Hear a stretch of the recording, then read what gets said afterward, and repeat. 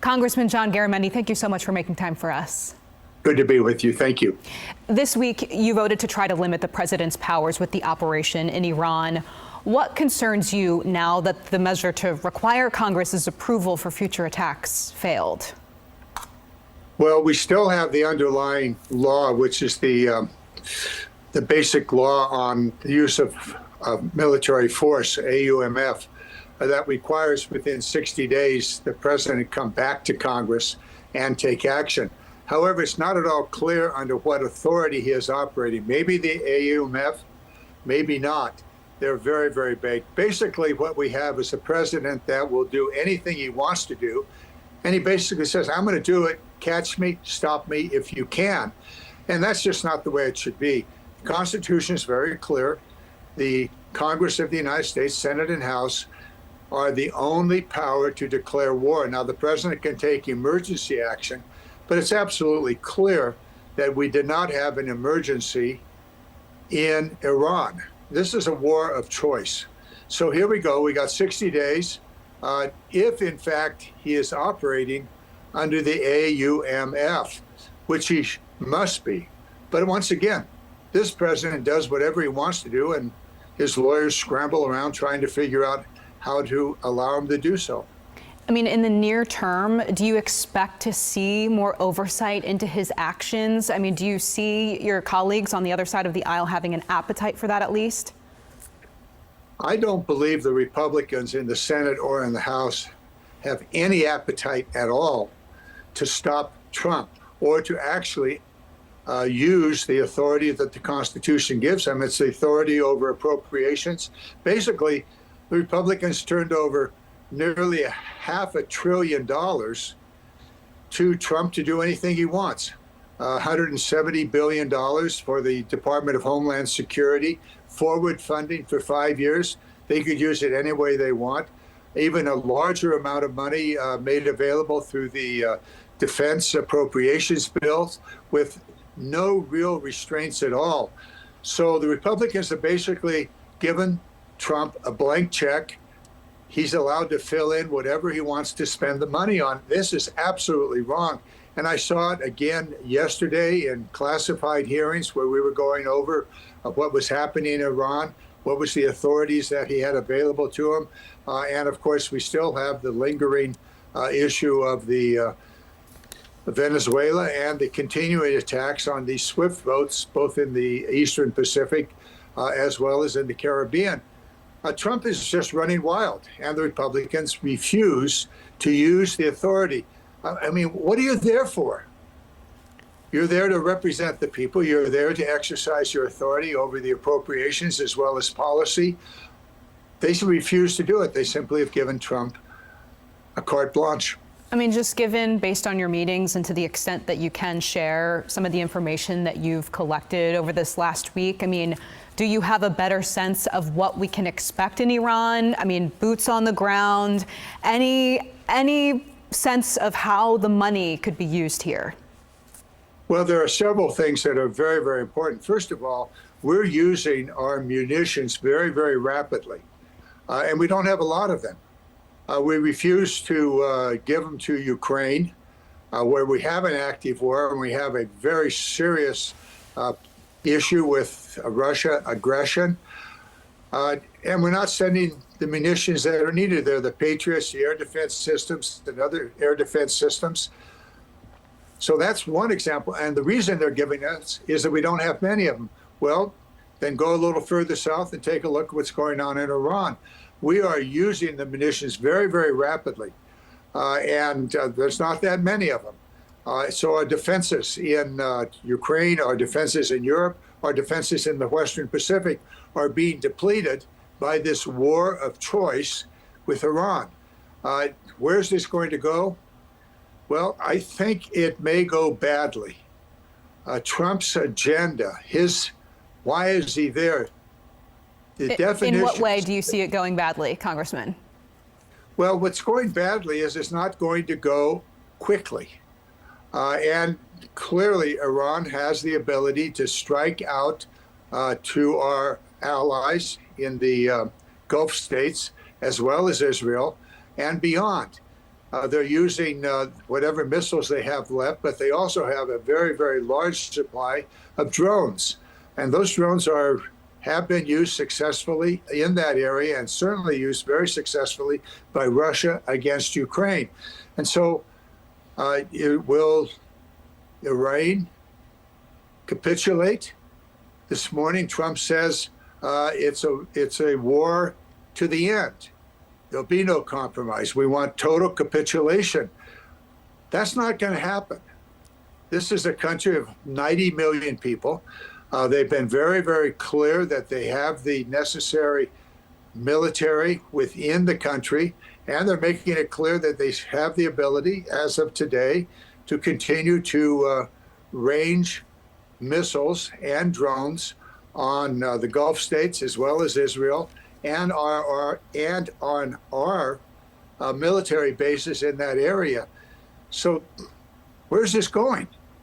Trump wants a total capitulation. Now this is what drives, I think, all of us, including our allies, crazy, is that every day we have a new justification and a new demand for this new war in the Middle East. And keep in mind, this is the president that said he would end these wars, that he would not engage in these wars. But in the first year in office, 15 months now, he is engaged in multiple wars. So it makes us all very, very concerned. Obviously, a lot of questions, Congressman, just as it relates to this geopolitical situation. But as it relates to Iran, what do you make of the reaction from people from Iran living here in California? There seems to be a mix of hope and happiness, but also concern, some of those concerns that you raised. What do you make of the people's reaction so far? Well, California is blessed with a very significant number of refugees and families that have fled Iran over the last 30, 40 years. And they're very, very active. And yes, they're very concerned. Yes, they do want a regime change. Yes, they do want to have a democracy in that country. But herein lies the problem.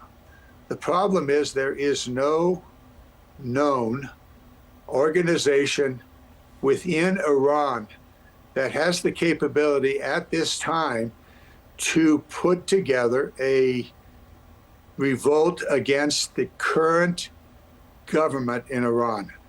This is something that I have been working on. I've been suggesting that the U.S. government spend its time working not only with the diaspora, the people that are here in the United States and other parts of the world, but also within Iran, so that at some moment, and maybe that moment is in the days ahead, we don't know, but at some moment, there will be a political uprising within Iran. And if there is an organization that is capable of using that political uprising to put in place a new government, that's what we need. Now, it's clear to me that that does not exist at this moment in Iran, and there's a reason for it. It's extraordinarily dangerous. And that if any organization were to do that publicly or be known, they would immediately be wiped out by the current regime. So this is something that needs to be worked on. It is possible, but it doesn't exist today. Here at home, just given the dozens of military bases in California that are relying on fuel, and again, with the situation in Iran, I mean, are you worried at all about the oil and gas situation in California with the loss of 2 refineries and even greater need now to import fuel? Yes, I am concerned about it. And that concern is not only the closing of the 2 refineries, Valero in Solano County and another refinery in Southern California, but also we were in the process of dramatically changing the energy for the military as well as for our communities and for our computers. We were moving to energy that was electrical, hydrogen, and energy that was based upon renewables. The Phillips 66 refinery in Contra Costa County had moved to a new source of material, and they are now using agricultural oils of all kinds. Unfortunately, there is a limited supply of that. And the current disruptions that we see in the international trade because of the tariffs have significantly impacted that effort to move away from petroleum-based products. Now, will we have fuel available to us? Are we going to see gas prices increase in California? Absolutely, we will. Even though California is in its own way a limited market, it nonetheless is affected by the overall cost of fuel, gasoline and diesel principally, around the world. No doubt. Do you worry the president, sorry, Congressman, do you worry the president could use this war in Iran as an excuse to potentially intervene in some of the state policies that are being worked on? I mean, as we speak, as it relates to oil and gas, as the state here tries to phase out its use of it? We didn't need to wait to this Iran war. Trump, on his very early days in office, removed the ability of California to have its own air quality standards, which relate directly to the fuel, gasoline, diesel, as well as moving towards renewables. He totally terminated that in the last year. So California is now part of the national market, even though we do have refineries in California. So we're going to see this play out with two things. One, higher gasoline prices, in part as a result of the war in Iran, but also as a part of the national policies that Trump has put in place. And we're going to see dirtier air in California because our ability in California to have our own air quality standards has been terminated by Trump. Congressman John Garamendi, we really appreciate your time. Thank you. Thank you. I hope I got to your questions. Thank you very much.